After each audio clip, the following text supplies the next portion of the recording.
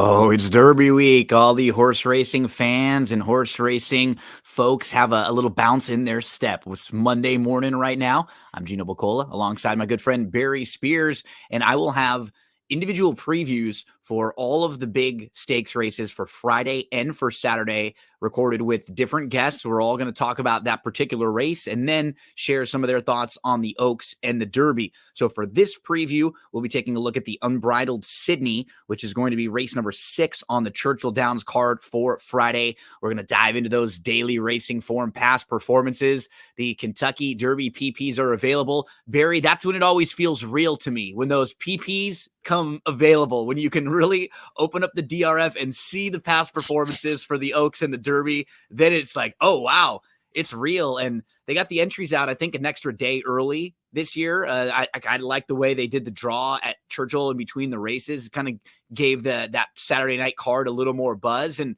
now we can sit and rock and roll with about 5-6 days out from the big Saturday and also a big day on Friday. I'm looking forward to talking one of your favorites, a turf sprint that we have in race number 6.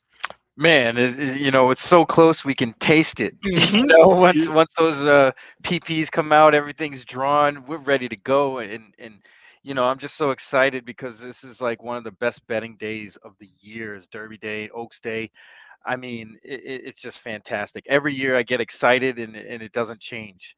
These 2 days, also, like any particular days, any season, any year, sometimes the horses in a certain division or in a certain race, they have some injuries, or maybe that's not the deepest division, and for whatever reason, it comes up with a field of 5 or 6, or maybe not the deepest in the world. We don't have any of those this year on Friday or on Saturday. Just massive fields. I think there's one stakes race that has a field of 7, and even in there are quality 3 or 4 fillies and mares. So I'm really looking forward to it, Barry. For all of you out there that are listening, or if you're watching the previews individually, all of these stakes races from Friday and Saturday, we'll have individual video previews. So if you want to watch them on YouTube or on Twitter, you can watch and follow along with us with the past performances. And then on like late Tuesday by early Wednesday, everything will be put together in order on the podcast. So if you're someone who prefers sitting back and like having everything in order for you, you can have that on Tuesday night, Wednesday. You can just kick back. You can throw on the audio while you're driving around, or whenever you're getting your chores done and stuff on Wednesday and Thursday, and we'll have everything set for you in order. Barry's actually going to join me for 2 different races, one to preview Friday, one to preview for Saturday. So Barry, buddy, let's dive right into those Kentucky Derby past performances. Remember, folks, drf.com, shop.drf.com. If you want to get those past performances, jump on in as we jump on into race number 6. So this is the second of the graded stakes races that we are going to be looking at on the Friday card. So this is going to go for race number 6. And when you and I are always previewing races and always talking about races, one of your favorites to discuss are the turf sprints. And we have a very, very challenging race in this one. Just so many different directions you could go. From a talking standpoint, I think we want to start with a horse who's been just freaky good in some of the recent races, and that's the 2 Overcharged, who earned a 113 Beyer speed figure last time out at Fairgrounds, a 102 2 starts back, and has been a monster for, shout out the Louisiana Downs connections, Shane Wilson and Guerrero, who have been teaming up with this one. Giroux's going to jump aboard, but Wilson and Guerrero had an amazing meet at Fairgrounds, carrying over a lot of their Louisiana Downs success. So that horse just has some of those figures that jump off the page, Barry, and a lot of times those are the horses that generally get bet. But as you would expect in a turf sprint race like this, that is your starting point. That horse is 3.5 to 1 on the morning line. And the AG Bullet is another one to talk about, because AG Bullet has been 4 for 4 and perfect on turf. She's actually cross-entered. She's entered in a race here and also in a race on Saturday. So we'll obviously know by this time if she's going to go here or on Saturday. And with her, overall turf success, she's at least one worth mentioning because she's done nothing wrong. Yeah, both of those are real formidable horses that'll be, vying for favoritism in a race like this. In particular, Overcharged. That horse there's some question marks there. I know the horse has been really running fast in the 3 dirt tries or 3 for 3, but really hasn't been running against the best competition out there at these distances. I mean, there is a case to be made that this horse has just been beating up on tomato cans coming into this race, and this is definitely a class test for this horse. And what can happen is you could get in situations like that where you're better than the field, and then you get ideal trips or ideal circumstances, or you're able to just put them away early and draw off. That's when the margins can sometimes look larger than maybe they really were, or you can, like you said, you're kind of beating up on those that you're already better than, and so it can be a little deceiving. I'm not discounting the ability this horse has shown. She's 12 for 15 overall, so she's always been a nice Yeah, she's horse. fast. She's definitely You, fast. she's got quality, but you can tell by looking at her that the couple times it seems like she's maybe stepped up and faced a little bit better, and in open company she has struggled. She did beat open company 2 back on the 13th, but I agree with you, Barry. Just in a race like this, where you have many ways to go, you have a big field, she's drawn down towards the inside. I just don't think things are going to go all that smoothly for her at a shortish price. Yeah, I would think the source will probably be favored. I Off mean, those big figures, right? right, given the big figures and the record on the turf, this horse is probably going to be favored, I would think. But I'm not really too keen on her chances. Just because of the competition that she's facing on Friday will be way tougher. Um, I'm kind of gravitating towards the 5 Elm Drive, Sure. who I believe really set themselves up for a big effort on Yep. Friday. That run at Keeneland in the Giants Causeway sets this one up perfectly. A nice workout out of that race in preparation for um, this race on Friday. I mean, this horse is coming in picture perfect into this event. Has races that you know in the class Fit area per fit just fit perfectly. perfectly, if not exceed expectations in that department. Because, if you go through the field, there's really not much class as far as graded It's stakes. But that could be a factor of the fact that most turf sprints aren't. aren't really Yeah. graded that heavily or highly. They're usually like listed or you know, ungraded stakes mostly, and then you'll get a couple of grade twos, grade threes mixed in there. But this horse has been running 6.5s at Santa Anita in graded stakes company. You go through the past performances and you see horses like Kirsten Bosch, Dairy Manor, Ida, Surge Capacity at one Mhm. point. Um, Bo this horse has been Chate, who running. we saw came back and won the stakes race wire to wire. We're going to talk. You'll talk about her a little bit more in different running lines throughout. And what I like about this filly, look at this race too, with Surge Capacity, Fluffy Socks, Bote Cachet, who came back and just won the Jenny Wiley and earned that really big speed figure. Ruby Nell was in there too. She was fit that day. She comes back out of that race to win. You've got Closing Remarks, just real quality group. And you and I talked about this race. We previewed it a few weeks ago.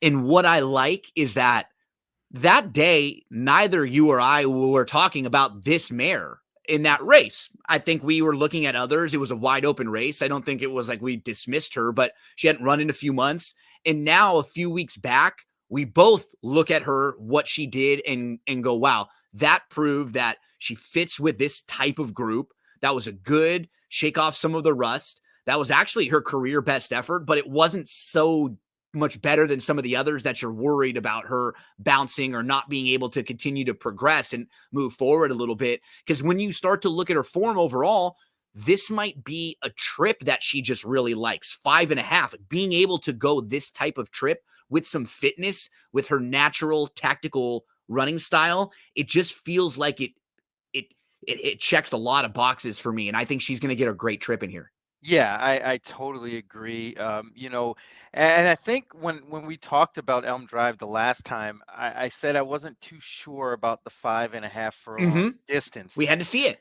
Right, and she certainly proved herself against Roses for Deborah, who would lay over this field, to be honest. Absolutely. and didn't run that great. And probably needed the race, after that layoff coming in January 14th, then skip forward to April 13th. Probably needed that race, and this sets this horse up perfectly. Phil Hmm. D'Amato's done this sort of thing before, and I do want to talk about his other horse, the 10, Tony Ann. Absolutely. 'Cause that's I where I think was this going. one kind of falls in the same sort of category. Has some races to go to in the Franklin at Keeneland last year. Beat Caravel, which it has to count for something, Oh, yeah. because Caravel was a champion. Then the race before that at Kentucky Downs, was within a length or a neck head of Wakanaka and Bay Storm, who are pretty good and would probably be real formidable foes in this spot. I just think, they went over their heads a little bit going into the sprint against the males. Mhm. This is a way better spot coming off the layoff. Phil's great at this kind of thing. I think he's holding all the cards here. So you look at her overall form too. She's raced 11 times. She's been in the money in 9 of those 11. The 2 times that she did, or 3 times when she was not within 3/4 of a length, were all races that were followed by layoffs. Yep. So her debut, she's third. She's beaten 5 lengths, but that race is followed by a layoff. She comes back and she puts together 4 really nice races in a row. They step her up in the Buena Vista. Then she's off from March to November. She actually fires off the bench in November off an 8-month layoff and she wins. That's very important for this race because we know Absolutely. she's capable of winning off of a layoff just like she showed us in November. Then after that, she goes on another layoff. She shows back up in the Daisy Cutter. She runs a good second that day. And you just look at her overall body of work. You eliminate the 3 races that are followed by layoffs. This is a filly who has wins from 5 to a mile and an eighth. She is like real quality. She's a sneaky, nice animal. She's a 6-year-old mare and she's only run 6 times. So she's had a tough time staying on track and stringing things together. But as you pointed out, she has a bunch of class. She beat Caravel last year. She was getting really good. And she might have one of the higher ceilings in this field of Absolutely. horses that are at 6 years old. She's still progressing. She's making her first start at 6 because she's so lightly raced overall. There might still be some steps forward in there. Yeah, I have no knocks on her. I think I'm going to treat this race, Barry, as kind of using that next tier of horses behind overcharged. And the 2 that we just mentioned are both going to be in the mix for me, along with the 6, who I really liked that last effort. And now she's one that I think you can start going through her overall career. And in her first couple starts, she wins her debut. She comes back in her second start. She beats winners. She stretches out from 5.5 to a mile and a 16th. They throw in a stakes race in her third start. And then in her fourth start, she actually wins the stakes race. She goes over to Keeneland in the grade 2 Lexus Raven run. She's only 8-1. And then she misses a full year. She shows back up, needs a couple starts. Then she gets back to the winner's circle. And unfortunately, she goes to the dirt and she misses a bunch more time between the inside info and the whimsical. And you could see each time she kind of starts rounding back into form. She took a nice step forward. The thing is, if you look back early in her career, she was always supposed to be good. So, Yeah. it doesn't surprise me to see her put it all together in a race like the March 31st race that's set up for her. I don't know how good she is and where she stacks up. And I just always have a tough time playing horses like this when I rads aboard because they'll probably be a little bit over bet more than they should be. But if this horse is in like that 6-8-1 range, 8-1 range, we'll probably see a lot of horses like that in this race. We generally do in these turf sprints. Yeah, my knock on this horse in particular would be, you know, I'm not really sold on this horse being a real true turf horse. It just doesn't make any sense that they didn't put this horse on turf a lot more, especially last summer, where the horse was in good form. If this is really what this horse wanted to do, it just doesn't. make too much sense to me. That being said, the last race, March 31st at Gulfstream, was really, really good after getting bumped around in the beginning and then came on strong She's with kind of like the Irad. outside horse too. She's a 6-year-old now, but she's pretty lightly raced because she's had a year layoff, a 3.5 month layoff, and an 8 month layoff. So she Right. has So she's two really like full a years of 4-year-old. layoffs. Yeah, like a Yeah, 4-year-old exactly. in race years, Hmm. even though she's actually 6. But It's and she really hasn't run all that fast. And that last race was kind of out of the blue, but if you look at that field, it wasn't very strong, and she was probably going to do that anyway, and she despite got the it. She got trouble. a really nice setup that day too. So that might have been just the way things shaped up. I like that they've given her. She's got the month, so she'll come back without like any kind of quickness and hope for a bounce there. Just another one worth mentioning. And then the other one for me that was a little on my radar would be the 3. She's just really handy. Stone Silent, coming in from Gulfstream. She just, she's sharp right now for Brian Lynch. She's won 3 in a row. She's quick, but what I like in her last few races, she's shown the ability to sit. She is the one that I think may really show the difference between 5 and 5.5. Yeah, Sometimes we can see that, every time right? she's run 5.5, she's lost lengths in the stretch. Just seemed a little Um, too much for her, Yeah, which is So it's kind of strange. You would think it'd be a little counterintuitive. If a horse wins at 5, they could definitely probably win at 5.5. especially because And she can sit a little bit too, right, she right? doesn't have. She's not like an all-out. I need Need the the lead lead. type. So it's a little strange. But if you look at all of her 5.5 furlong races, despite what the form actually says, funny enough, the form says she's 4 for 9 at the distance, and she No, but it's clearly not. is It's not. the about. Yeah. Right. But yeah, that one's tough to take, and I actually hope this one, kind of catches more action at the windows and gets bet down a little bit. Um, just to, because I'm not really gravitating towards this horse. I'd like to see this one take more action and lift the prices of, let's say, Elm Drive or the outside horse Tony Ann. I guess the only one that's maybe a little bit bigger price of the horses that we've talked about, that I would like to mention would be the rail horse, Yes. who's just sharp right now. She's not as fast on speed figures as a lot of these, but what really impresses me is her versatility.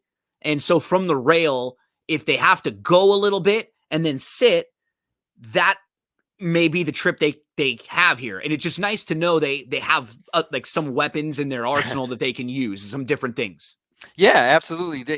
What's really going to be key for Run for the Hills will be the start. I mean, you go through the past performances, you see this horse has a little bit of trouble early in races, and it kind of costs this horse a lot.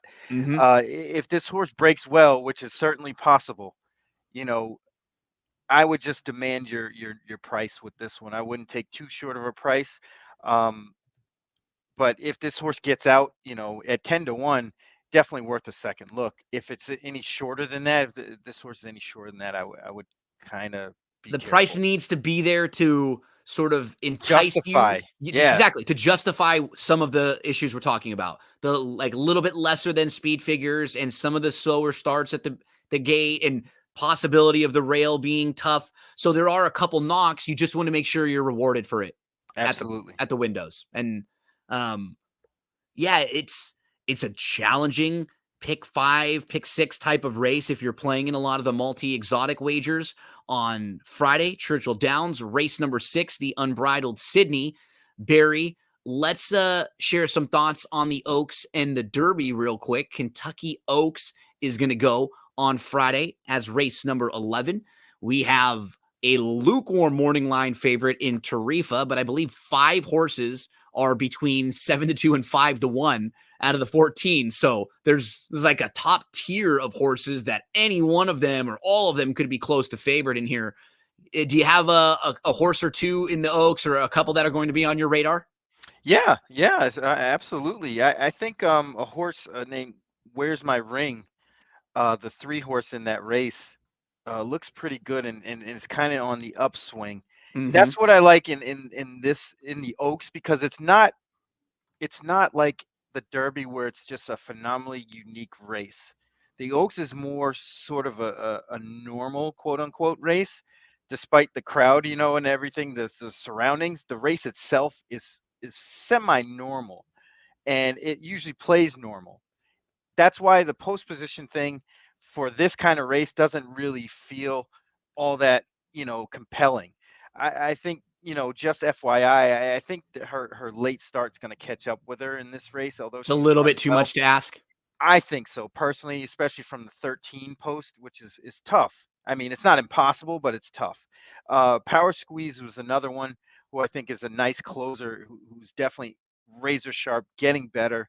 It might be the right horse at the right time. Ways and Means had a really, really fast workout um, on the 26th, which may have put this horse over the top. I don't know. That remains to be seen whether that work is good or bad. Kind of tread lightly there, but this should be a really good race, very competitive, top to bottom. Yeah, strong renewal of the Oaks. Let's flip on over, take a look at the field that has been drawn for the Kentucky Derby.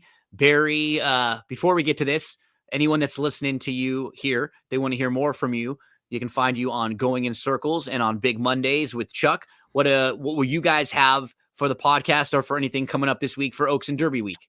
We're definitely going to do some sort of preview. We're not sure whether it's going to be a podcast version or Spaces, but we're going to do something like that. But other than that, I'll be popping up on podcast radio shows here for the rest of the week. So if you follow me on Twitter at Urban Handicapper, URBN Handicapper, you can see everything that I'm doing. Let's talk a little bit about the Derby. We've been following along with these horses for quite some time now. We have a top two as far as the betting is concerned. Only, 3 horses installed at under 10-1 on the morning line, and 2 of them feel like they will be head and shoulders above everyone else with, Fierceness at 5-2 with Sierra Leone at 3-1.